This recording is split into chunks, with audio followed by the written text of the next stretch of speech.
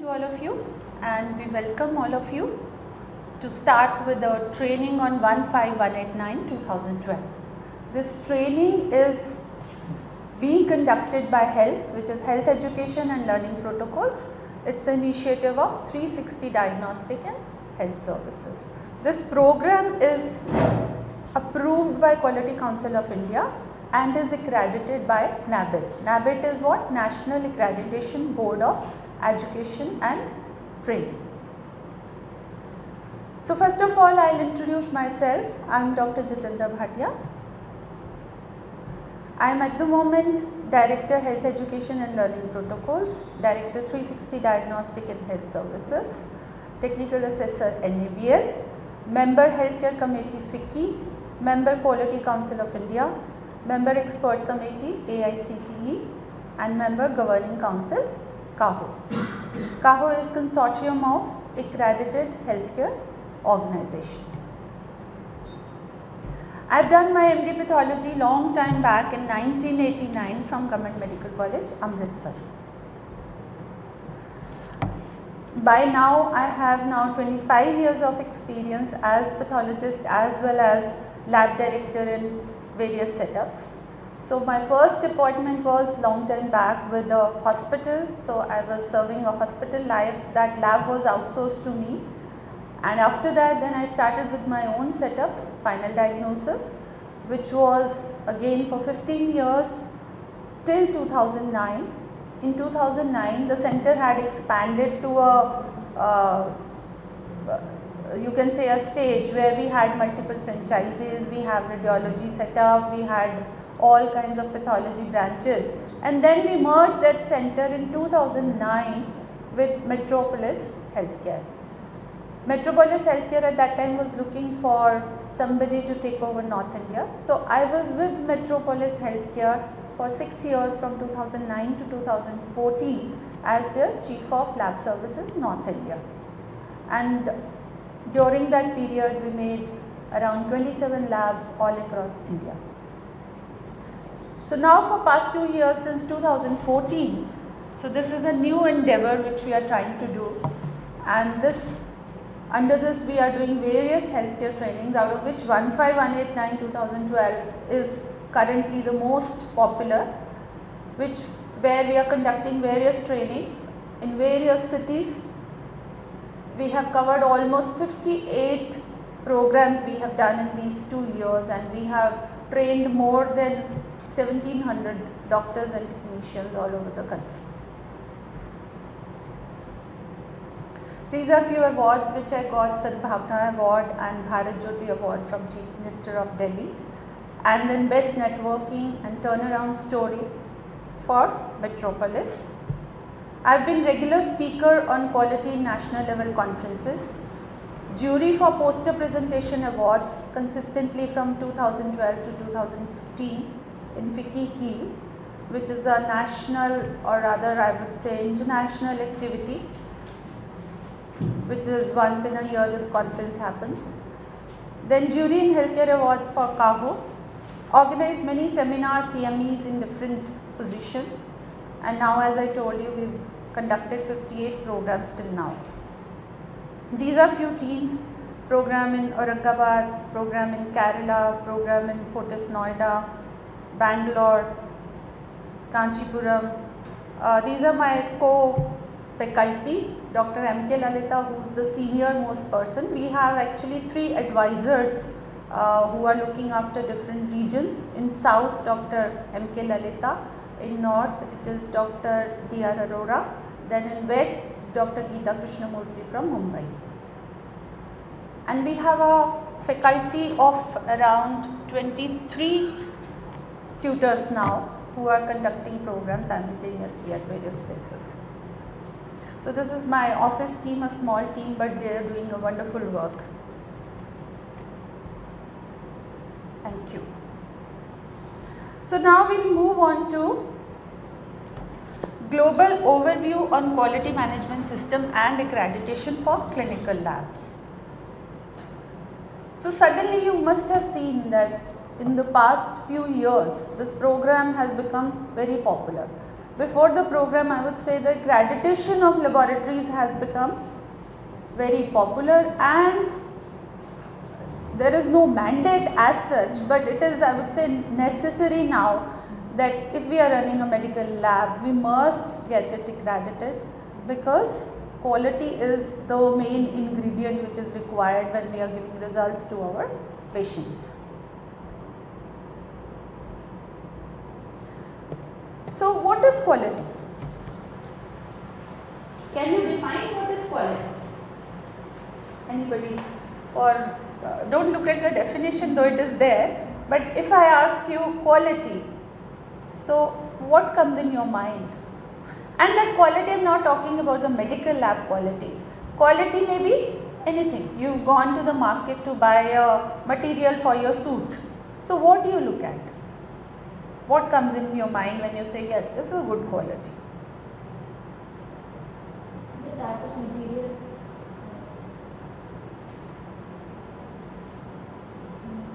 from which it is made up. Anybody else? So what is quality for you? Continuous improvement. Continuous improvement. So you are saying the type of material, I will put it type of product. Okay. So what is the type of product you are getting? That's important for you. You are saying continuous improvement.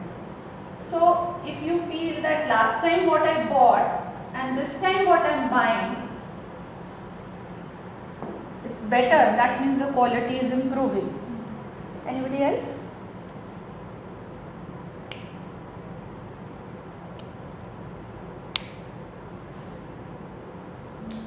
So basically what is quality? Quality has a different perception for different people. What is there in your mind that you want? When you get that product, you feel satisfied that this is a good quality product. So if we go by definition, quality is what? The degree to which a set of inherent characteristics fulfill requirements. So for a laboratory, if the result is right, result is given at the right time, at the right price, to the right person, that means it's quality, right? Now in the market, if you have gone to buy a suit material, you are looking for a different material.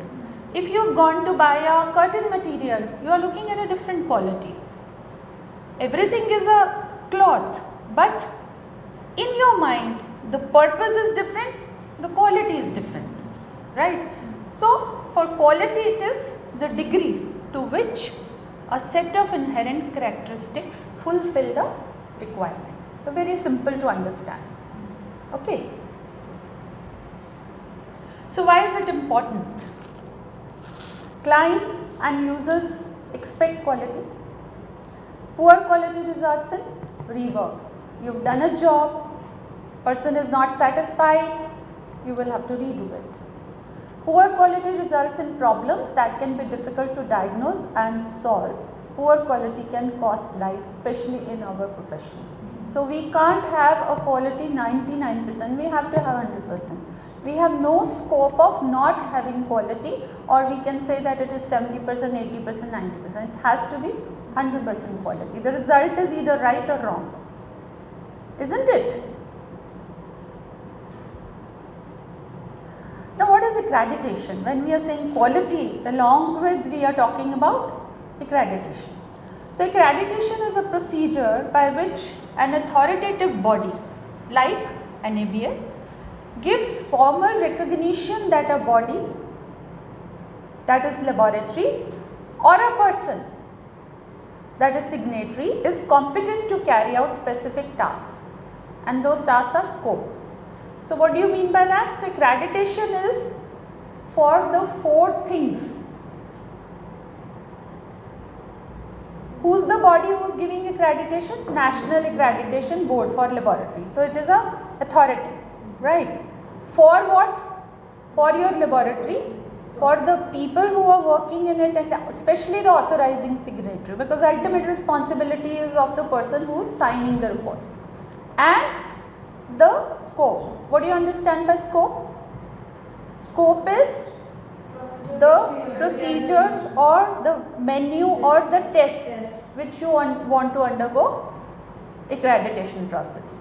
So that is scope. So accreditation is given to combination of three things: the lab, the infrastructure, the machinery, then the manpower, and third, the tests which you are doing.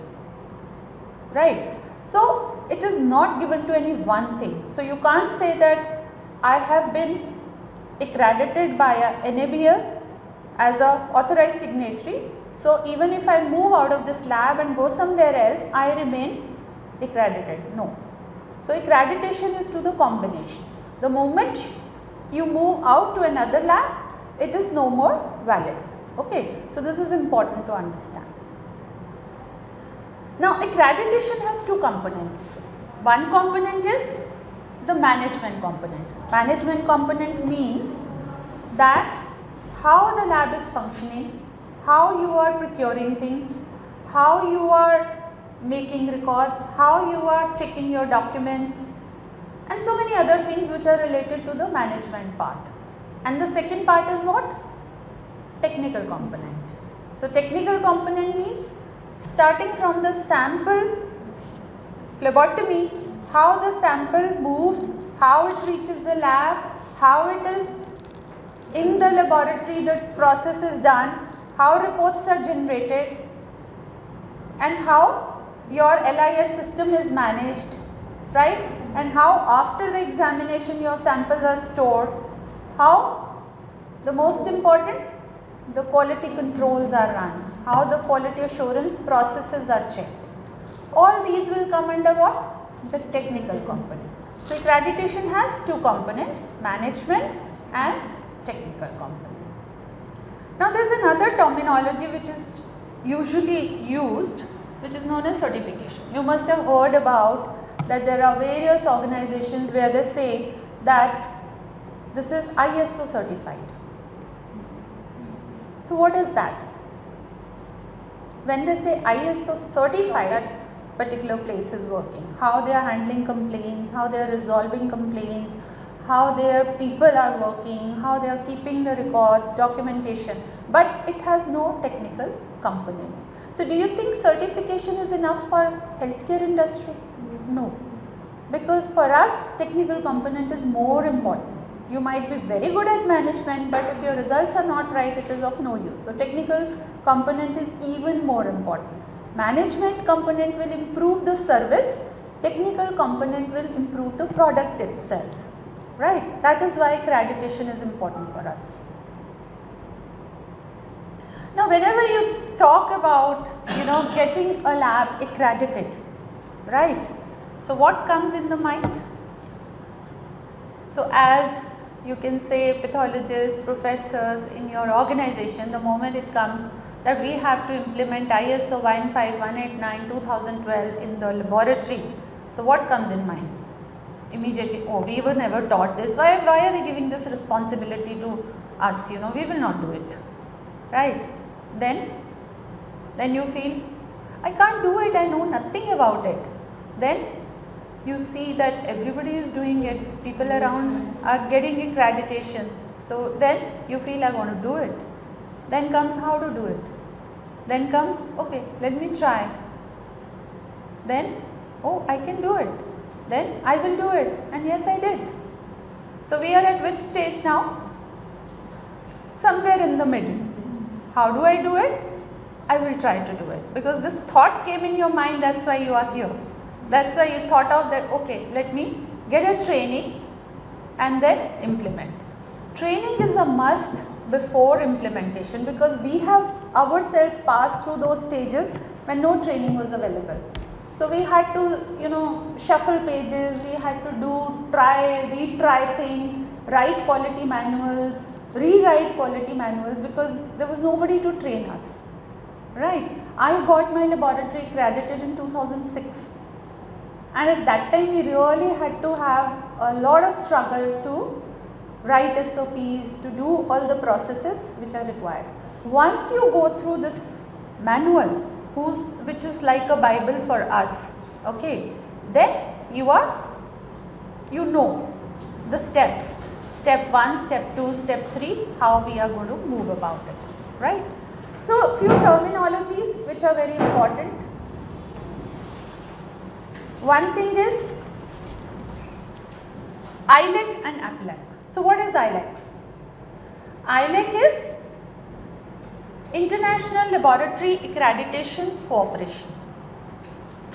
So, this is the international body where all the international standards are written. When we say International Laboratory Accreditation, so all the standards related to the laboratory are by the ILAC, which is an international body. APLAC is a Asia Pacific Laboratory Accreditation Cooperation. So, we as Indians, NABL, which is an Indian body, National Accreditation Board of Laboratories. So, it is an Indian body. This comes under what? APLAC. APLAC comes under what? ILAC. Okay. So, ILAC has two divisions. One is APLAC, one is European division. So, we are more bothered about APLAC. Now, there are multiple countries under APLAC. Okay. So, now these countries, what do? They sign mutual recognition agreements with each other. That means our reports are acceptable to you, your reports are acceptable to us, because we are following an international standard which is uniform. So, this ISO 15189 is implemented all over the world, not only in India. The same standard is implemented in Canada, in Europe, in Australia, in Africa, everywhere. The second standard which is common is CAP. You must have heard about CAP accreditation, which is College of American Pathologists. So, that is a standard of American origin, primarily being followed in America, but yes, in other places also wherever the cross or the movement of samples is happening. So, people are getting CAP accreditations also. But the international, the basic standard for every lab to follow is what? ISO 15189 2012. When we say 2012, what do you understand by that? It's a version. So, the first version was what? 2003, then came 2007, and now it is 2012. Now, along with ISO 15189 2012, there are few other documents which are known as NABL documents, which are national documents, not international but national documents, which are important for you. You may note down. These documents are document 112, which is a document for specific criteria. What we follow in ISO 15189 is general criteria. It's a uniform criteria all over. But in India specifically for certain things, for example, we have to know that our authorized signatories education should be what? Okay, that is mentioned where? In 112. Because that may be different in different countries. Our microbiology department, the calibration processes, how frequently they should happen. It is mentioned in 112. In how many hours we should be processing the samples, what should be our pre-examination time for a sample to start from one point to reach the lab. Where is it written? 112. So, 112 is a document of specific criteria, right. Then another document is document 160.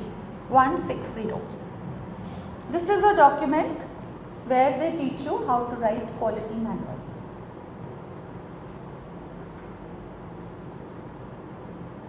Then another document, document 217,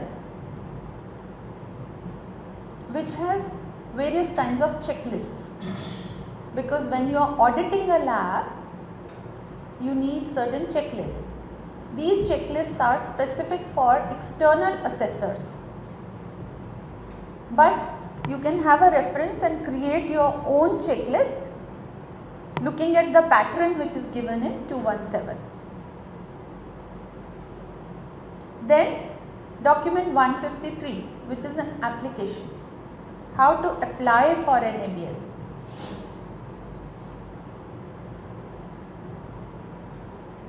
Now when we are talking about these bodies, ILAC, APLEC, NABL, so what is the role of ILAC?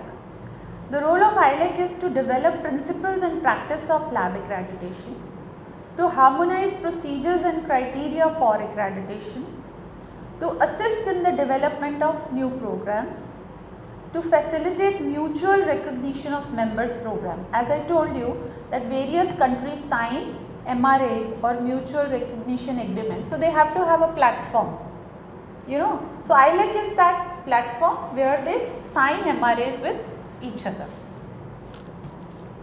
And for signing MRAs also, they also have to get accreditation.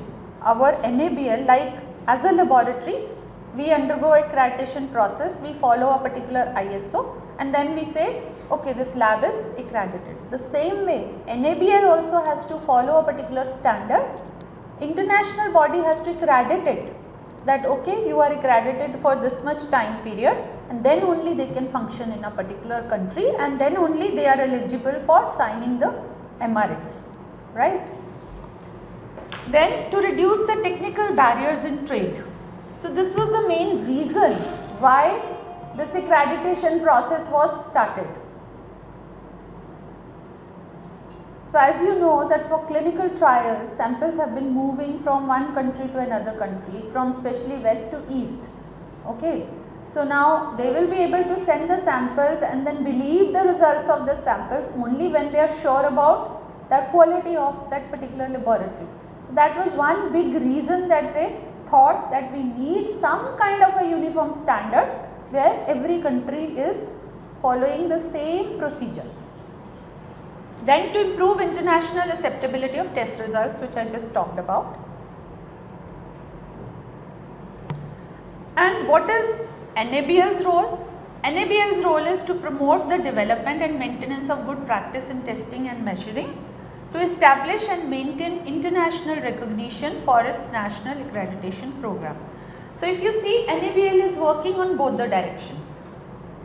Within the country, they are ensuring that all labs get accredited, or whatever labs which are interested get accredited, and second, they are maintaining their own standard so that they can sign MRAs with other countries. Then only we can say that this is an international linkage, right? That we are linked to NABL, NABL is linked to ILAC. So there is an international linkage for a laboratory which is NABL accredited. These are the various NABL accredits, not only the medical labs but various other labs, okay. So they follow different standards. This we will discuss later, the accreditation process, how it happens. Now few of the basic things which again it's important for you to understand. What is a small laboratory? When we say small laboratory, means the lab which has patient load of up to 100 patients a day, right? Medium lab having samples from 100 to 400, and large is more than 400. So when we say samples, it is per patient. One patient might have, you know, multiple tubes, so it's not tubes, it is per patient, right? Excuse me. Yes. You give all information in the packet, right? In the papers? Yeah, everything is there. Everything is there with you. Okay. Now when we say NABL accredits a lab, what do they check? And how do they check? NABL coming once in a year in a laboratory, and then they say, okay, this lab is functioning fine. How do they check?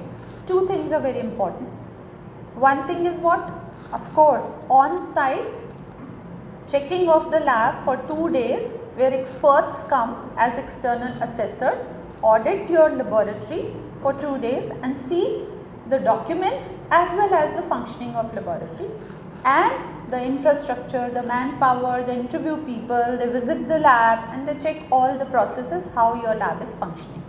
And second very important thing is what? EQUAS program, External Quality Assurance Scheme. If your EQUAS is running well and your results are within the limits required, okay, and you are performing excellent, that itself is an evidence that throughout the year your performance has been right. Okay, so in one day they can check certain things, but your EQUAS program gives them a platform to see that throughout the year your performance has been good, right. So EQUAS is the most important thing to be performed for an accredited lab. If you are not doing EQUAS in a particular parameter, you can't apply for it. Okay, so you have to have EQUAS program for all the parameters which you are applying for, right. That EQUAS program can be of different levels, that we will discuss when we go to that particular clause, okay. But these are the basic things that you should be knowing. And EQUAS program has another name. What is that? Proficiency testing. Okay. Or we call it interlab testing.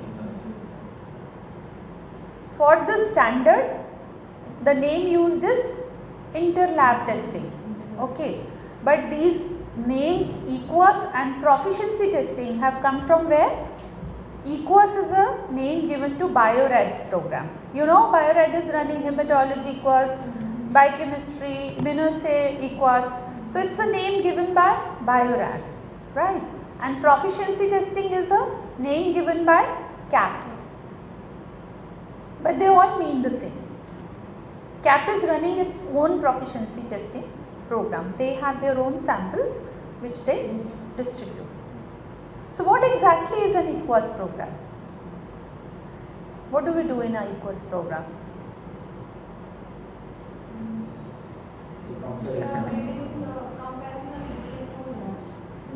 Not to multiple labs. So there is one sample which moves from one place to multiple labs. Multiple labs do the testing. Those results are compiled. Then they are compared against the predetermined value and they are compared against each other. Then it depends upon what kind of machines you are using, what kind of methodology you are using. So there are various ways to then interpret it. But the idea is it's a comparison amongst a large group of laboratories where you can say that you have compared your results externally with other laboratories and you are confident that your results are right. Now, what are the benefits of accreditation?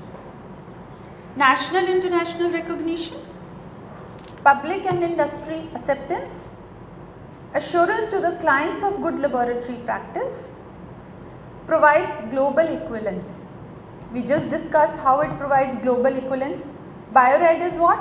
It's an international or global EQUAS program. So samples start from one place and are distributed throughout the globe.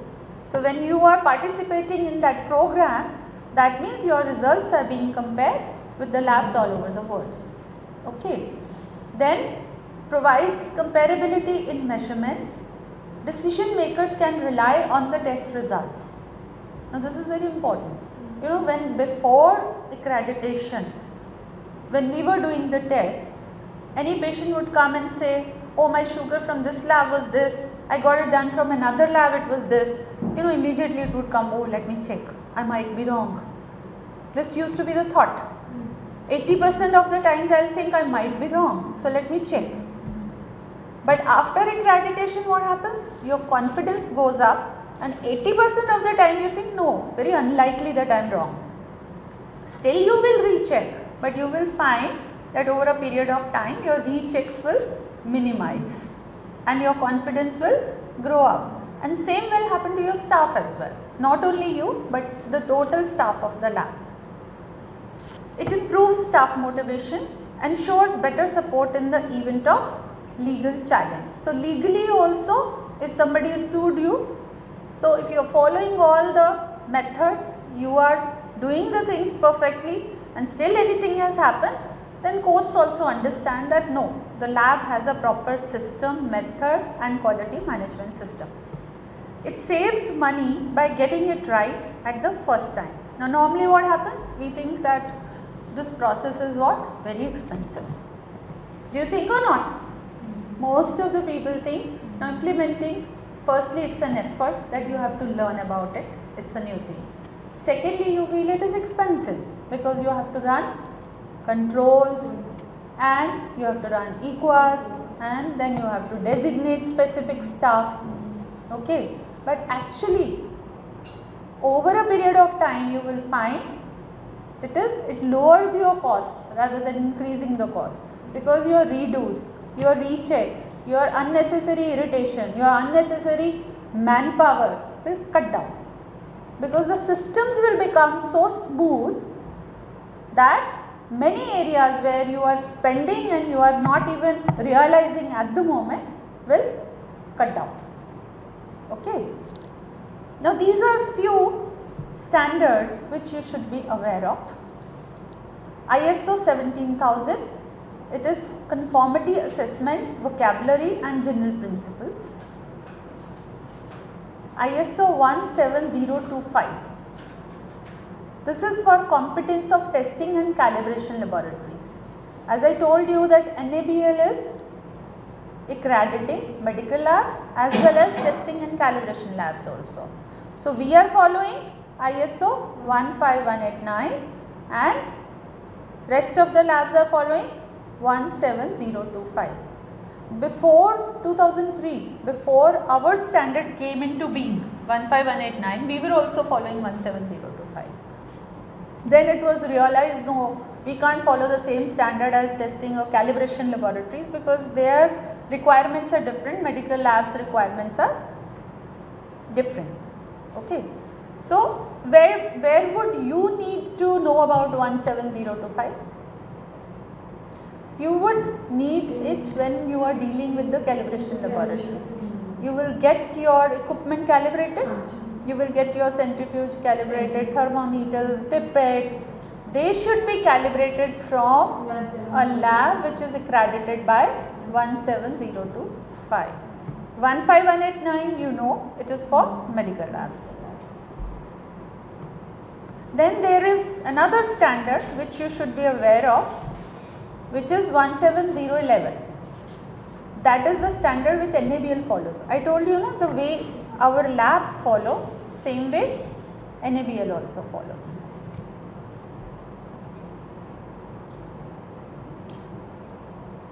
Another standard is 17043. Note down that also. 17043 is a standard which is being followed by EQUAS bodies. Those people who are running external quality assurance schemes also have to follow a standard. Now this standard is a new standard in India. So there are not many EQUAS programs so far which are accredited. Alright. There are few labs, CMC Vellore is one, Anand Labs Bangalore is one, then RML Laboratory Lucknow, which are accredited and many have applied for. Okay. So only accredited for 17043 can run EQUAS. So far what's happening? When we go as external assessors, we accept all the EQUAS because we also know that this is a limitation. But slowly as more and more EQUAS programs will become accredited, then it will become mandatory only to participate in those. Right. So this accreditation process is being promoted all over by the quality people. As I told you, our trainings are also accredited. So accreditation means we are following certain processes which are required by the standard, right? Now this picture. So what does this picture say?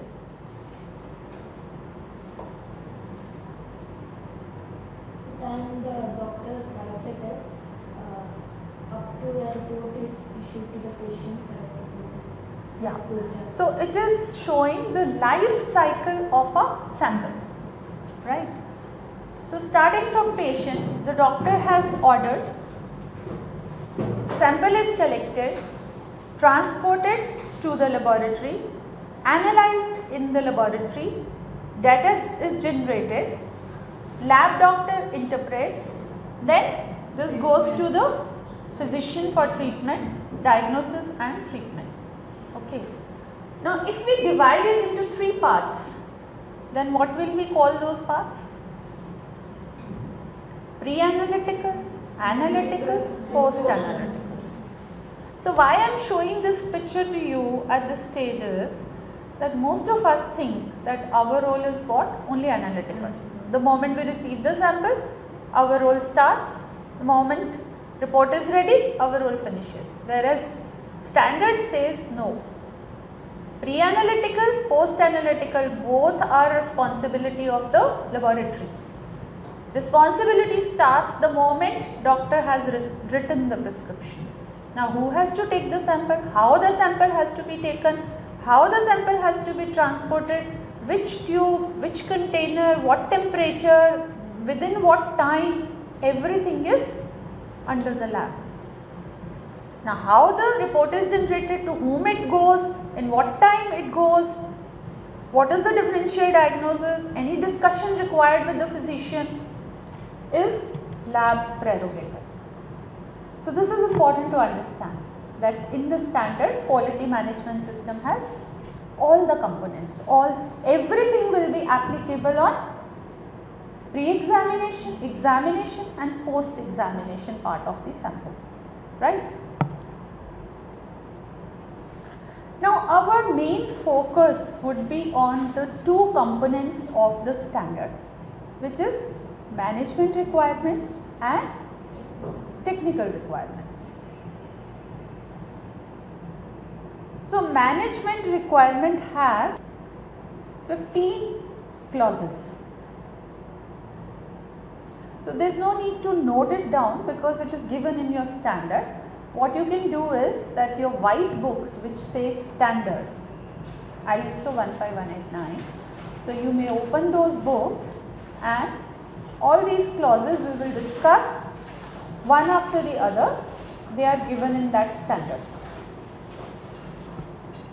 Technical has 10 clauses. So in total there are 25 clauses, 15 for the management and 10 for the technical part.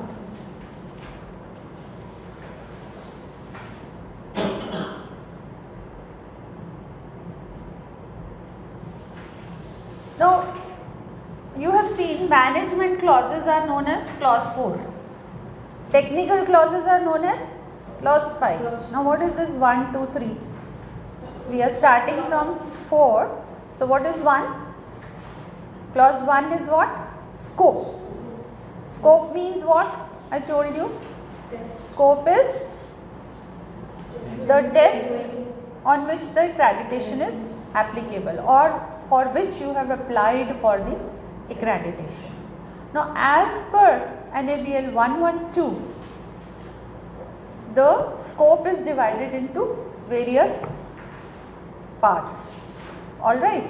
So those various parts are, once you will refer to 112, those various departments are clinical biochemistry, clinical pathology, hematology and immunohematology, microbiology and serology, histopathology, cytopathology, genetics, nuclear medicine. So this will cover the total scope of the laboratory.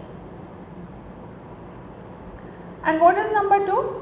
Normative references, which are again, if you see, they are given here and you have to give various references when you are writing your manuals. 3 is what? Terms and definition. So these terms and definitions are also given in your standard. Few of the definitions we will discuss, which we will keep using repeatedly and they are important. Like what is quality control? When we say quality control is an important component of quality, what is quality control? we control known values. After certain test, around 50 samples we are doing control. Then after 50 samples we are doing known patients value. Check whether all machines are working or not. So control is a statistical system for measuring the reproducibility of degree of precision in the laboratory procedure. So control is what? It's a commercial material which has known values and known range of values. It is something very similar to the body fluids, in the sense, if it is hematology control, it's very similar to your EDTA blood. If it is a biochemistry control, it's very similar to serum, right? If it is coagulation control, very similar to plasma. And it has a range which is pre-known. So when you run a control, means you have to check your machine, your manpower, your reagents, everything gets checked if those values are coming within the required limits for that particular control, right? Now what is precision? One test is repeatability of the test. Repeatability of the test. So when you are running a test multiple times, how close they are to each other means precision. What is accuracy?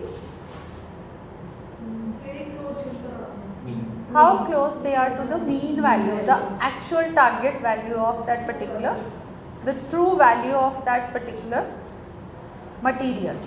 How close your value is to that true value is accuracy. What is traceability? which we follow, मतलब calibration जो कर रहे हो किस उससे लिया गया, मतलब ISCC जैसे. Yeah. So traceability is that it is connected to which international standards, right? So if it is your control, or if it is your calibrator, or if it is even your machine, it is traceable to which international standard. Okay, you can't just pick up any material which people are selling and believe it. Okay, so you have to always, when you are buying such reagents, you have to check the traceability, that they are traceable to particular international standards. What is non-compliance? This word is again very commonly used, non-compliance. This is a very typical quality terminology. So non-compliance means not complying to a particular thing. And what is that particular thing for us? The standard. So whatever standard is saying, anything not complying to that is a non-compliance. So when we are implementing quality system in our laboratory, it's very important to understand, you don't have to follow A, B, C, D's, whims and fancies. What you need to follow is only standard. Anything not matching with the standard is a non-compliance. Rest everything is okay. Because otherwise you will always get confused. He said write the document like this. She said no, do the quality controls like this. You should be doing this frequently. Only follow standard. What standard says. If anybody objects to it, request them to please show you that where is it written in the standard. Okay. So first thing is standard, and second thing is what? Document 112. These two things together you have to go through for the implementation, right? Major NCs, minor NCs we will discuss when we do audits. What is corrective action? The measurements, procedures taken to correct when root cause one quality control is not coming proper. What are the measurements we have taken to correct it? So not only quality control, it is corrective action means any action has gone wrong. You have to analyze the root cause, what was the reason for the things getting wrong, and then apply corrective action on it. Okay, it can be any activity in the lab. Quality control getting wrong is one activity, right? But what is the most important in it is root cause analysis. If you have not analyzed the root cause, the action taken is not a corrective action. So any action taken to remove the root cause of a problem is known as corrective action. Preventive action? Prevent the not to repeat that in future. The steps taken not to repeat that in future. So an action taken to eliminate the causes of a potential deficiency or other undesirable situations in order to prevent the occurrence. So that means before any problem happens, if you think that this problem can happen because of this reason, you stop it there only. Okay. So for any potential problem to happen, the action taken is known as preventive action. So preventive action prevents the occurrence of a problem. An action taken to eliminate the cause of a problem. Okay. So it's an action which prevents the occurrence of a problem, and corrective action is which prevents the reoccurrence of a problem. So you have to understand this. Occurrence of a problem and corrective action is preventing the reoccurrence of a problem, because problem has once happened. Now you have taken action so that it doesn't happen again. Reoccurrence to stop it happening in the future. Yes. So reoccurrence means today a problem has happened, your quality control has gone wrong. Now you have taken an action which is corrective action, and now you have taken an action by knowing what was the cause, what was causing this problem. So you have now taken an action to nip that problem so that it doesn't happen again. It's corrective action. That is corrective action. What is SOP? SOP's full name is Standard Operating Procedure. A procedure adopted for repetitive use when performing a specific measurement or sampling operations. It may be a standard method or one developed by the user. So it is a procedure which you have pre-written how to operate any activity. It may be a test, it may be any other procedure. So now you have a clear awareness about what is standard, what are NABL documents, how standard is linked to the international standards, how we can say after accreditation now our lab is giving globally equivalent results, and why accreditation is important.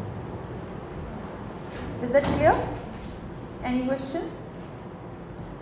So if you have any questions, maybe you can think over, write it down, and then we can discuss it whenever possible, right?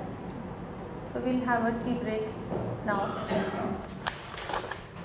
You can take out page number 1. So in page number 1, if you see terms and definitions, 3.1, what is it? Accreditation. So accreditation we have already discussed. What is accreditation? Procedure by which an authoritative body gives formal recognition that an organization is competent to carry out specific tasks. So this has a quality component, this has a technical component, management and technical. Management component, technical component. Then comes critical interval. So what is critical interval? Interval of examination results for an alert test that indicates an immediate risk to the patient of injury or death. So that means where the result is going to affect the patient to that level that it is a matter of life and death for the patient. So your time for informing the result should minimize. The moment you get the result, you should be informing to the concerned physician. Then comes automated selection and reporting. Anybody knows what is automated selection and reporting? In certain labs, in the LIS, you have a facility, especially in the labs where the workload is very large. And you have a lot of health checkups where normal levels are in plenty, normal biochemistries are in plenty. So what you do in those is that in the LIS system, there is a method where the system selects normal reports automatically So you don't need to authorize, they get self-authorized. So you have to feed in what levels you want that they should be auto-authorized. Okay. So that is automatic selection. So not all the labs are using, very few labs are using, especially the large corporate labs are using this facility. Then comes what? Biological reference interval. So what is biological reference interval? The normal values which we call. That for any parameter, what is the normal range in a human being? Okay. That is biological range. Then comes competence, demonstrated ability to apply knowledge and skill. So mostly we use this term for human resource, okay, that what is the competence of a person to do a particular job. Then documented procedures, wherever the term comes as documented means written. So anything which is in the written form is known as documented procedure. Then examination, you know, set of operations having the object of determining the value or characteristics of a property. Then comes inter-lab comparison. So we have already discussed a lot on that and we will again discuss in 5.6 clause. So inter-lab, when you are comparing your results with multiple other labs. Then lab director. So lab director is a person with responsibility for and authority over a laboratory. This terminology again we are specifically using in NABL. So NABL, because the standard has defined. So lab director is a overall responsible person who is looking after all kinds of activities of the lab and is answerable for anything happening wrong or right in the laboratory. So when we are designating a lab director, he or she may be a head of pathology, head of biochemistry, head of microbiology if it is a small lab and all the departments are running together. But we have to give this designation to somebody. There may be additional designation as well, but somebody for representing the quality management system has to be a lab director. Then lab management, person who direct and manage the activities of the laboratory. Then this management means generally top management. So it maybe lab director is a part of it, or maybe it is above the lab director who are like, for example, in a hospital. So director may be the head of the lab, but management is head of the whole organization. Medical lab, you all know, the laboratory where medical tests are performed. Then non-conformity, non-fulfillment of a requirement. Very simple. Standard has a requirement, we are not fulfilling, non-conformity. Non-conformity and non-compliance Is the same. Non-compliance and non-conformity, there is no difference. It is that something is required to be done and we have not done that. Point of care testing. What is that? Testing performed near or at the site of a patient with the result leading to possible change in the care of the patient. So any example? bleeding time, Bleeding time, clotting time, blood gas analysis. So anything which is done next to the patient, even glucometer, you know, checking glucose by glucose, they are all point of care testing at the site where patient is. Then post-examination processes, we know after the examination what do we do. Pre-examination processes, these we will discuss when we go through the clauses in detail. Then what is a primary sample or a specimen? What is it? Discrete portion of a body fluid, breath, hair, tissue taken for the examination, study or analysis of one or more qualities or properties assumed to apply for the whole. That means if we have taken a pleural fluid or we have taken a blood or we have taken a CSF fluid, So any sample which is directly taken from the source is primary sample. And this primary sample, you know, when it goes to the lab, then maybe it is processed, then parts are distributed in different departments. So primary sample is the source sample which is taken from the patient. Then process. Set of interrelated or interacting activities which transform inputs into outputs. It's a process. In standard 2007, the terminology used was procedures. Now the terminology used is process. So this is a difference. 2012 talks more about process, because process means there is an input, then there is a procedure, then there is an output. Okay. So procedure is a part of a whole process. Then quality we have talked about. What is quality? Degree to which set of inherent characteristics fulfill the requirement. Now quality indicator. So indicator is what? Measure of that quality.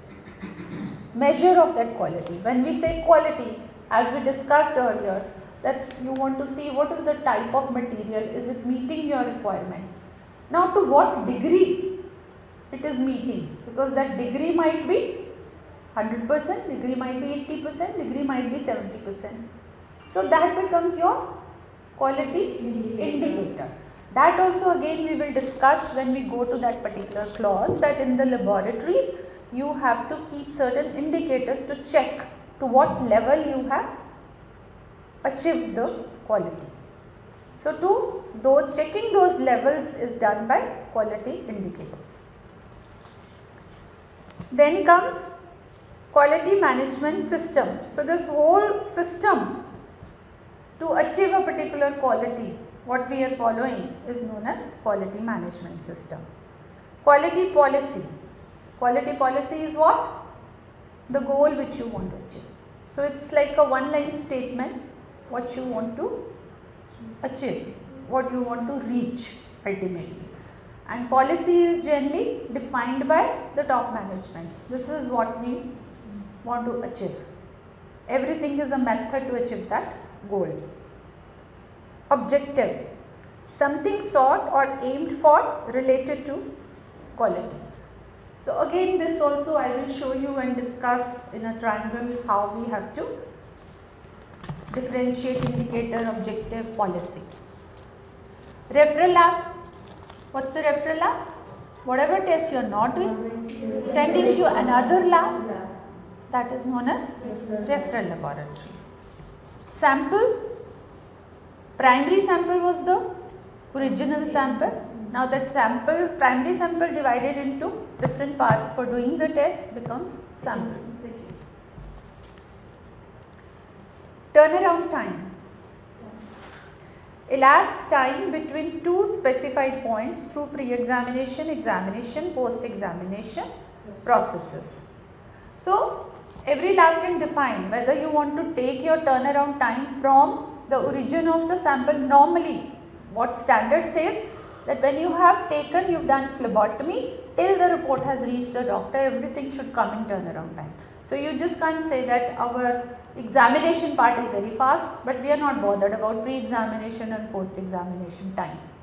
So when we consider turnaround time, we can even divide it into parts, that total turnaround time of a sample, and then turnaround time for your procedure. This much time will take for the procedure, and this is our overall turnaround time, because it will vary.